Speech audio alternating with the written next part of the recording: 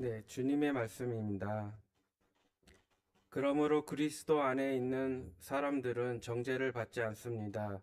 그것은 그리스도 예수 안에서 생명을 누리게 하는 성령의 법이 당신을 죄와 죽음의 법에서 해방하여 주었기 때문입니다. 육신으로 말미암아 율법이 미약해져서 해낼 수 없었던 그 일을 하나님께서 해결하셨습니다.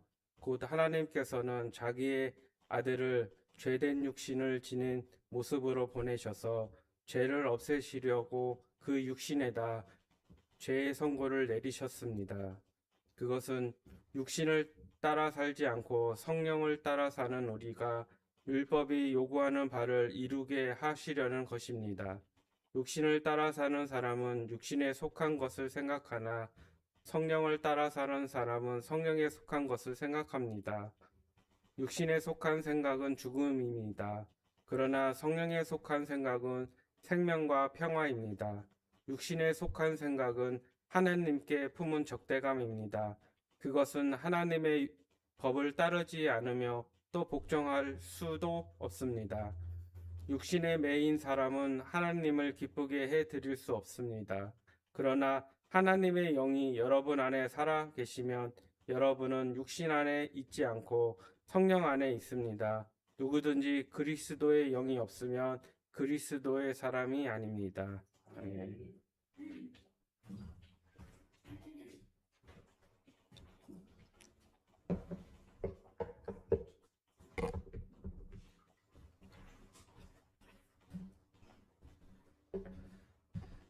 잘 오셨습니다. 우리 옆에 분과 인사하겠습니다. 여기가 천국입니다.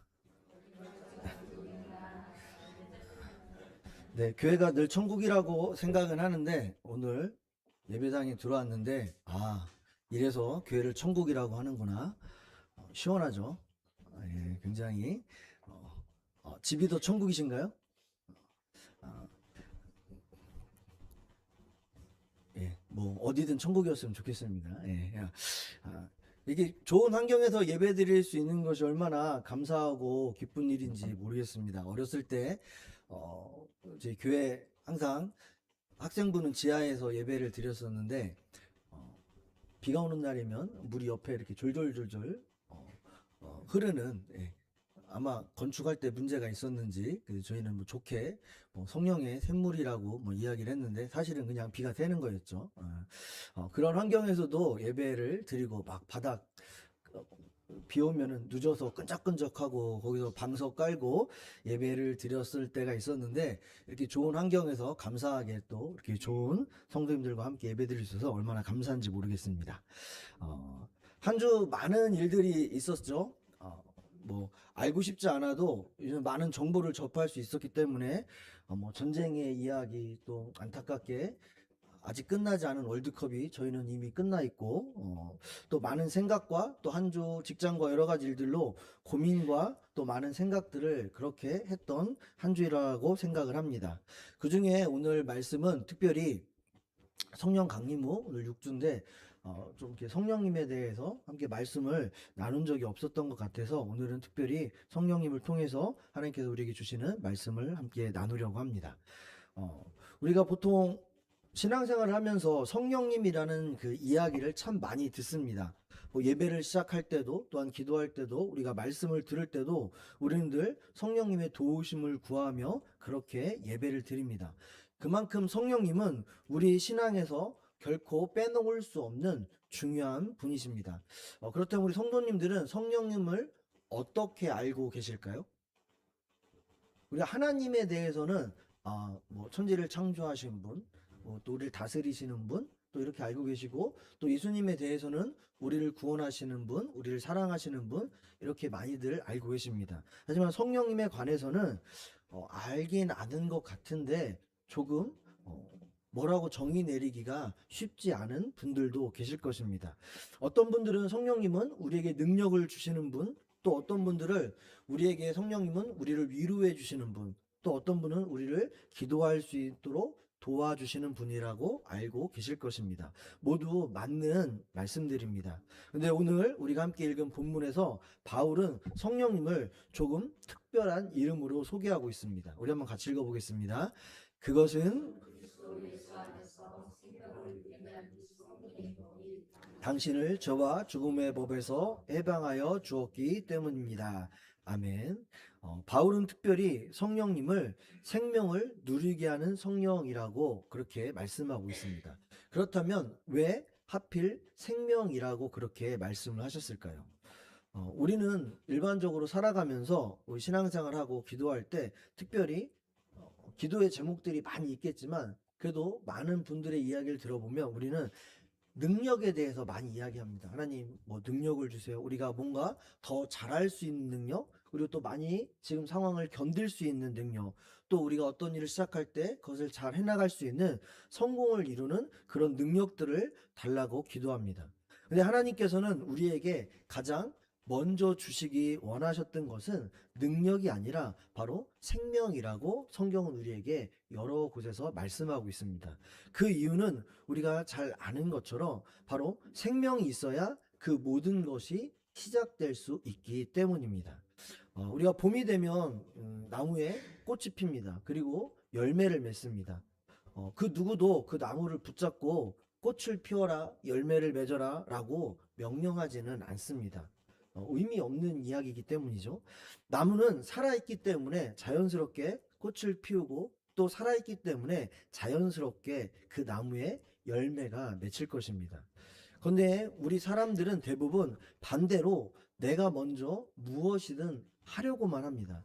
그런 하나님의 방법은 그렇지 않습니다.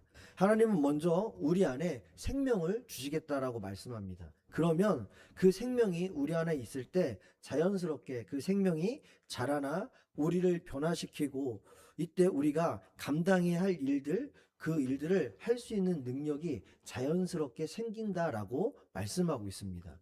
또 우리가 함께 읽었던 이 본문 말씀은 이렇게 이야기하죠.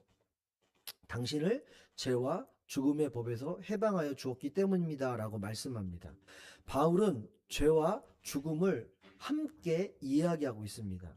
우리가 보통 일반적으로 죄를 생각하면 어떤 특정한 행동을 먼저 떠올리게 됩니다. 뭐 어떤 분들은 거짓말을 하는 것, 또 어떤 분들은 누군가를 미워한 것들, 아니면 또 내가 너무 많은 욕심들, 그리고 하나님 앞에 불순종했던 것들을 생각하며 그것을 죄라고 이야기합니다. 물론 그것도 죄입니다. 하지만 우리 성도님들도 잘 알고 계신 것처럼 성경은 그 죄를 훨씬 더 깊게 설명하고 있습니다. 바로 죄는 하나님과의 관계가 끊어진 상태라고 우리는 잘 알고 있습니다.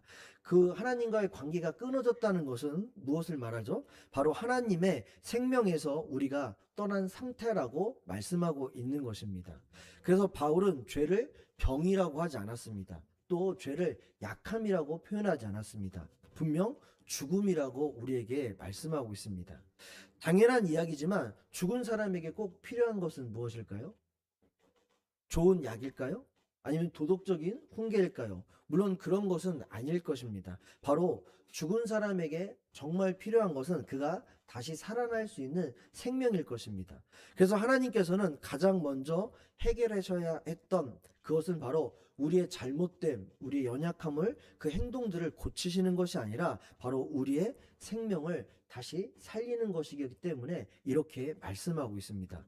예수님이 이 땅에 오신 이유도 그래서 성경은 우리에게 분명히 말씀하고 있습니다. 우리 한번 같이 읽어보겠습니다. 도둑은 다만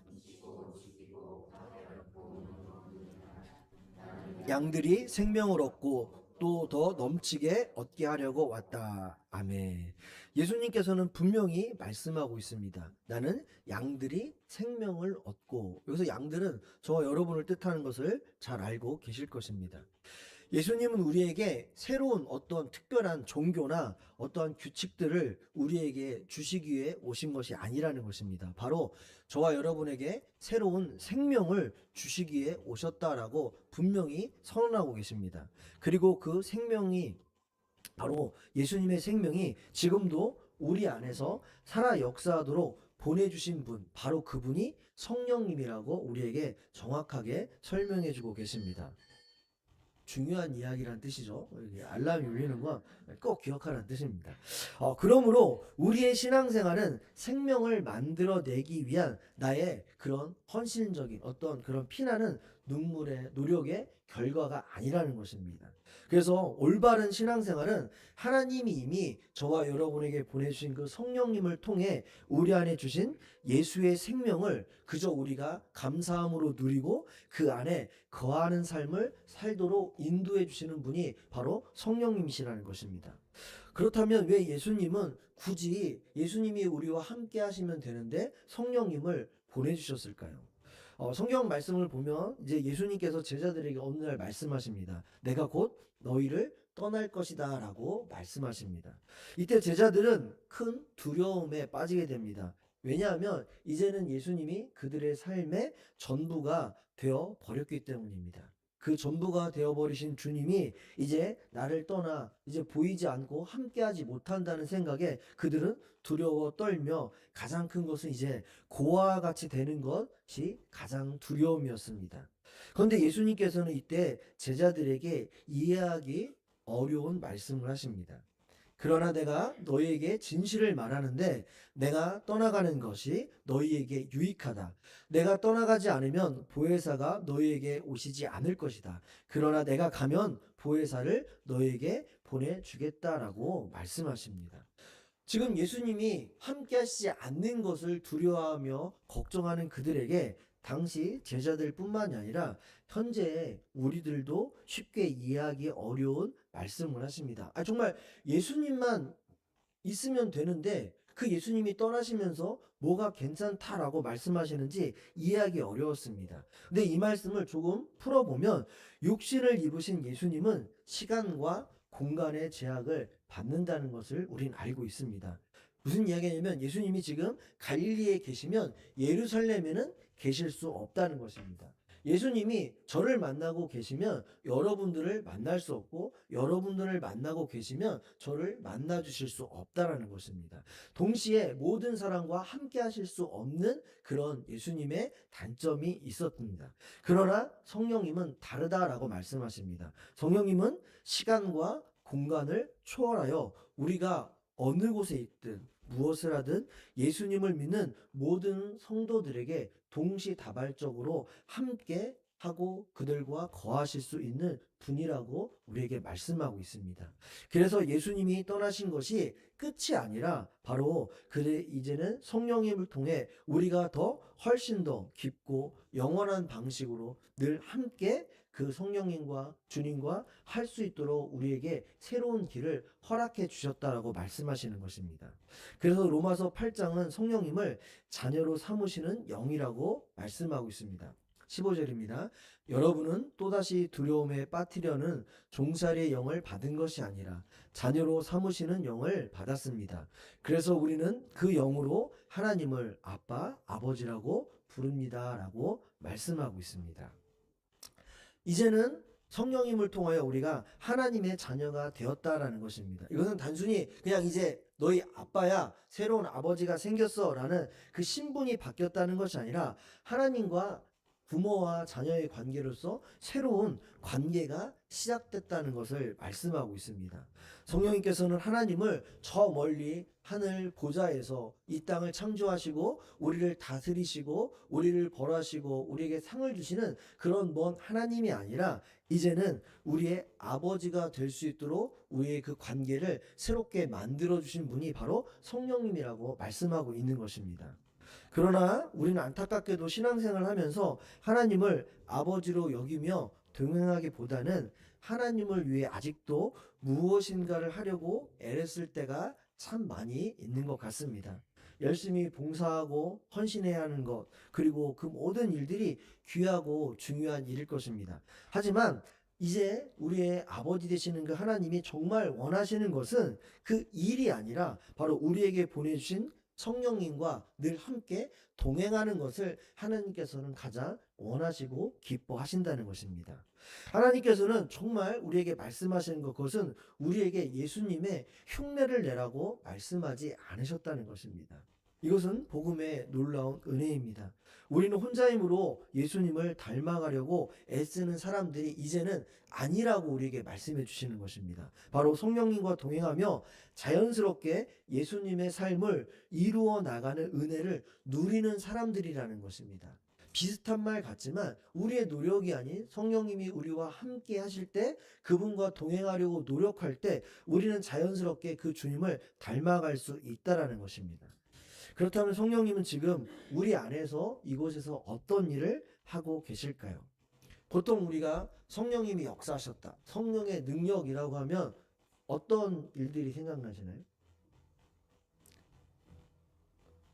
막 예전에는 귀신 굿하듯 막 방언을 하고, 제가 예전 몇 번 말씀드린 것 같은데, 제가 전도사 생활할 때 저희 교회에 이렇게 기도하는 분들이 계셨다고 말씀드렸죠. 제가 되게 피곤할 때 전사님 조금 요즘 악한 영이 씌었습니다를 살짝 돌려서 이렇게 표현하신 것 같아요.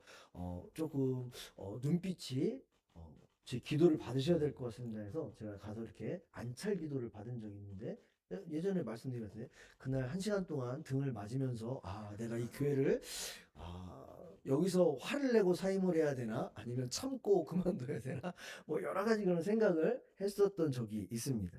우리는 보통 그것이 뭐 잘못됐다는 것이 아니라, 우리는 성령의 역사라고 하면 그런 특별한 뭔가를 생각하고 어떤 특별한 순간만을 찾으려고 할 때가 있습니다.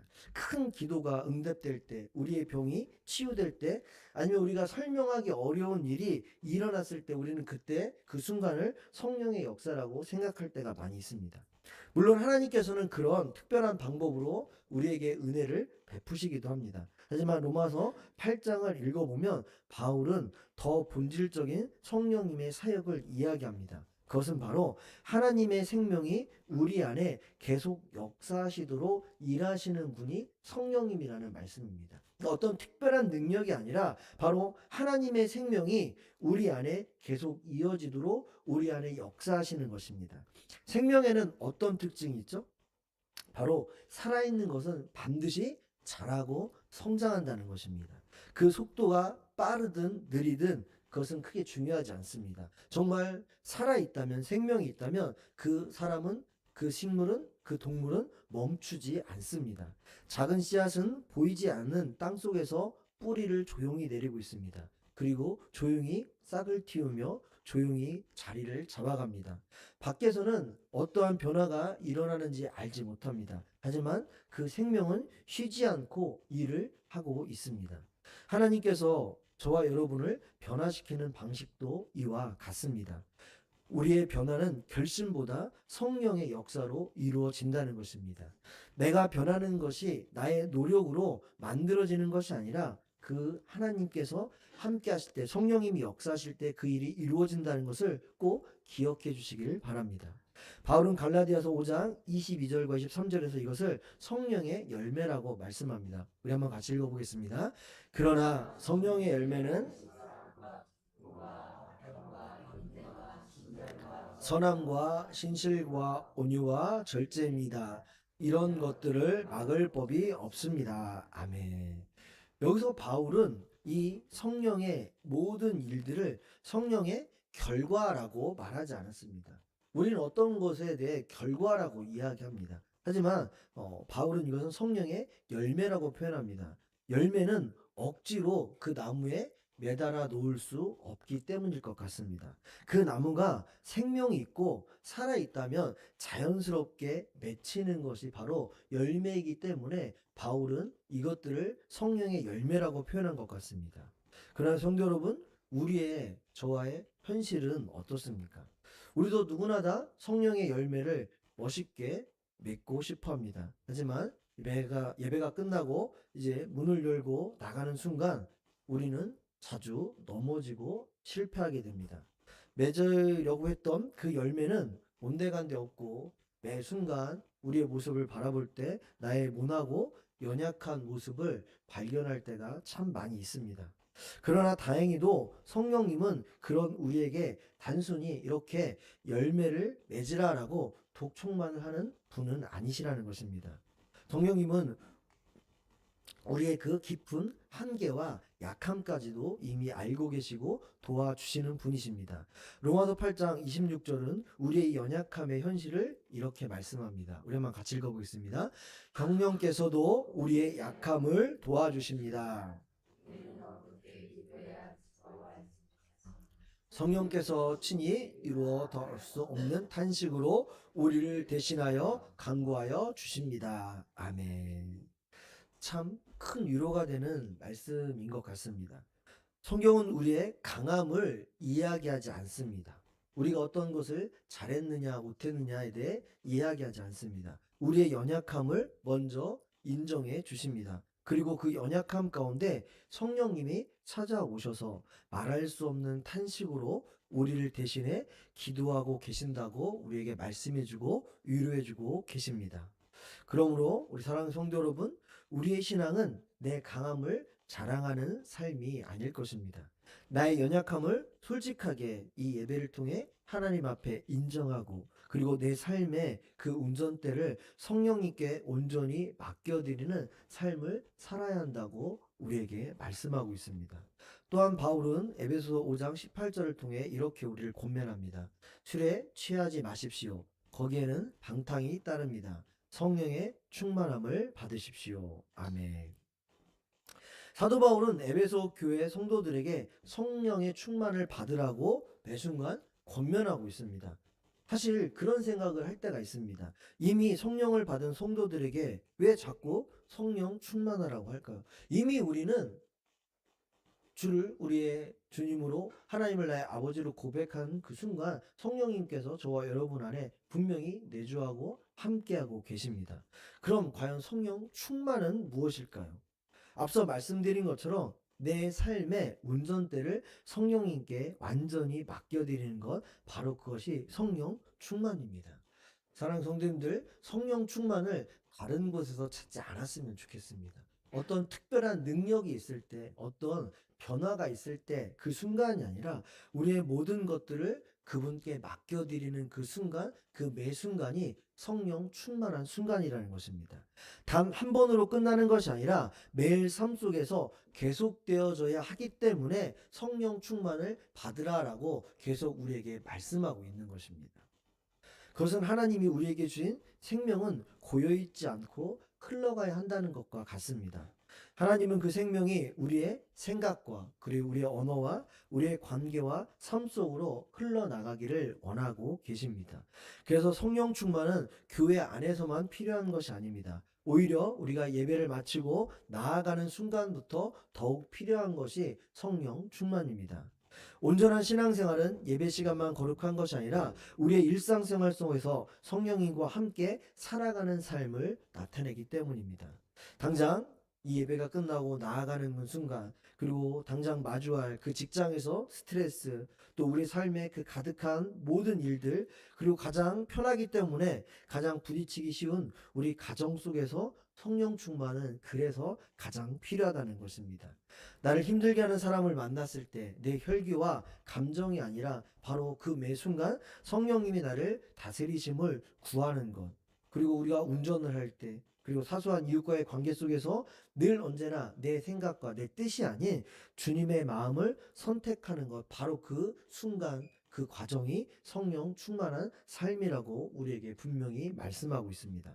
바울은 또 이렇게 말씀합니다. 하나님은 영으로 인도함을 받은 사람은 누구나 다 하나님의 자녀입니다. 라고 우리에게 말씀합니다. 하나님의 자녀라는 증거가 무엇일까요? 우리는 여러 가지로 이야기할 수 있을 것입니다. 단순히 교회를 다니는 것, 신앙생활하는 것, 하나님의 영의 인도하심을 따라가는 삶이 바로 하나님의 자녀의 삶이라고 성경은 우리에게 분명히 말씀하고 있습니다. 즉, 성령 충만함으로 예수님을 닮아가는 삶이라고 말씀합니다. 그래서 우리의 신앙생활은 무엇을 더 많이 하고 있는가, 내가 무엇을 했는가가 아니라 누구와 늘 함께 살아가고 있는가의 문제라는 것을 기억해야 할 것입니다. 성경은 우리에게 무거운 종교적 의무를 짊어지라고 하지 않습니다. 오직 성경의 인물들 에녹처럼, 그리고 노아처럼, 다윗처럼 그저 하나님과 함께 동행하며 살아가는 삶을 살라고 우리에게 말씀하고 있습니다. 계속해서 말씀드리지만 성령 충만한 사람은 완벽한 사람이 아니라 자신의 삶을 성령님께 계속해서 맡기고 구하는 사람들일 것입니다.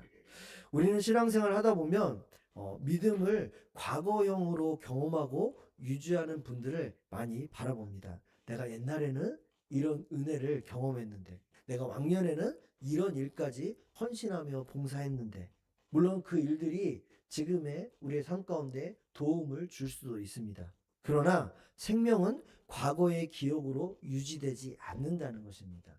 앞서 말씀드렸던 것처럼 우리 안에 지금도 그 생명이 있다면 지금도 성장하고 있고 지금도 변화하고 있고 지금도 그 은혜를 누리고 있어야 한다는 것입니다.